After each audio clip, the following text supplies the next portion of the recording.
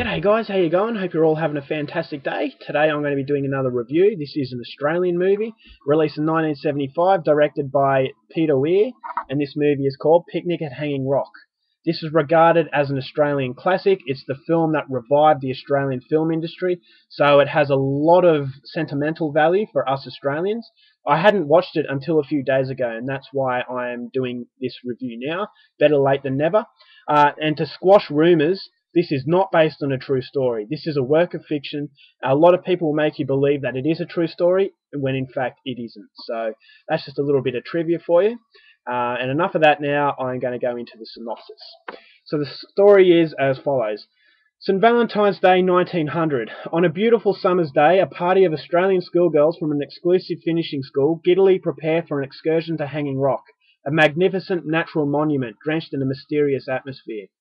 Among the white-gloved pupils of Appleyard College are senior boarders Miranda, Marion, Irma and Edith. The girls gain permission to explore the upper slopes of the rock. Edith takes a nap and wakes to discover that the other three girls have removed their shoes and stockings and have resumed their trek as if in a dream, disappearing into a passageway in the rock itself.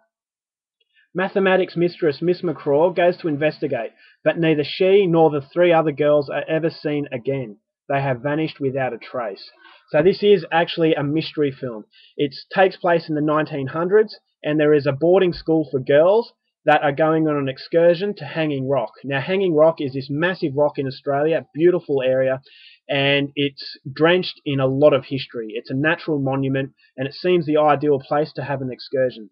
So the headmistress of this college, she tells them the dangers of Hanging Rock and to please be careful and do everything that the caretaker tells them. So they agree to this and they venture out to Hanging Rock. Now they get there and they are bathing in the beauty of Hanging Rock. They're having a picnic there, and this is where three girls, Marion, Irma and Miranda, they decide that they want to go and explore the rock further. So the caretaker allows them to do this as long as they are back by a certain time. So the girls venture up into this rock, and this is the last that anyone has ever seen of them again.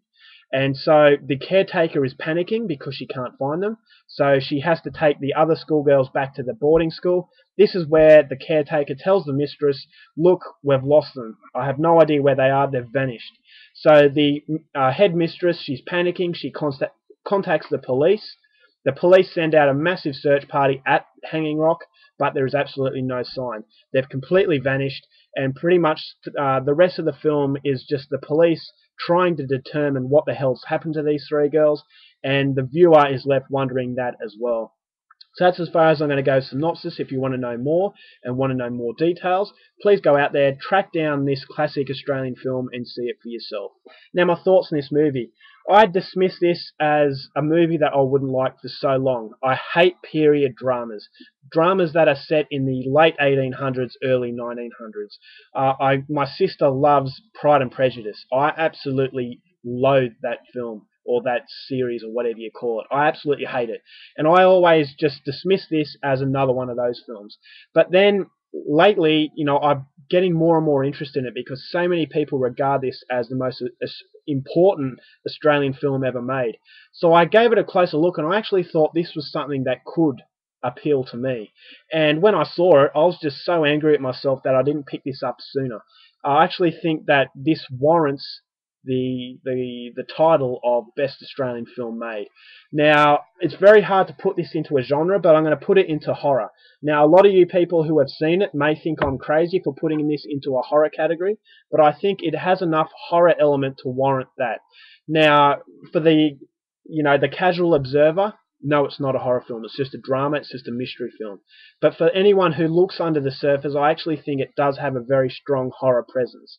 Now, it is a very mysterious film, and I actually feel the creepiest thing about this one is how the hell three girls can just vanish without a trace. No questions are answered in this film, which I actually feel is the film's biggest positive. You can make your own conclusions up from it. And just the fact that you never see the girls again, you're oblivious to the situation just like everyone else is.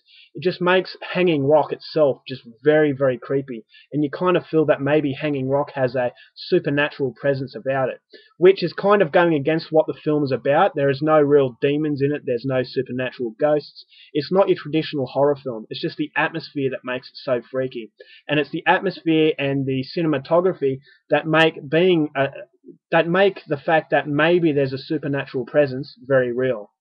So yes, cinematography, as far as the director is concerned, this is a work of genius. I feel it's Peter Weir's best film by far.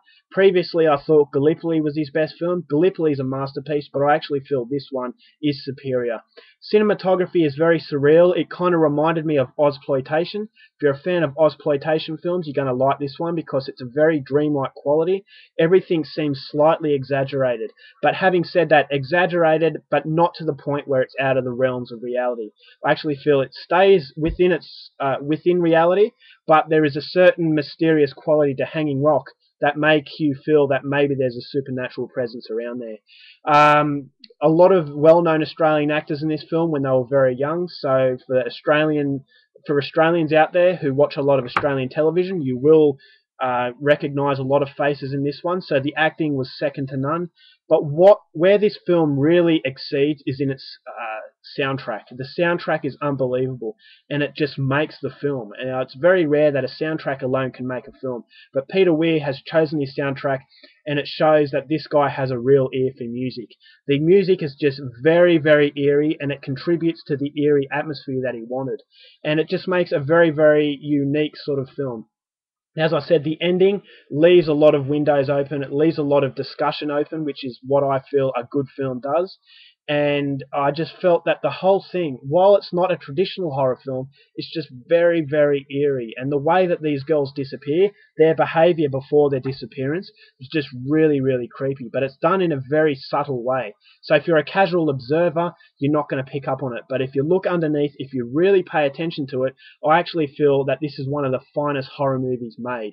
It's just done in such a subtle way that you're going to have to really concentrate to pick up on it. So all in all, I'm going to give this a 5 out of 5. I can't give it any lower. If you're a fan of cinema, definitely check this one out. But if you're only a part-time cinema fan, if you like your gore, if you like your very fast-paced action, this one you're going to absolutely hate. But as I said, this really is a unique film. I'm so glad I finally got the chance to watch it. I am highly recommending it. It's one of the most subtle horrors you can see.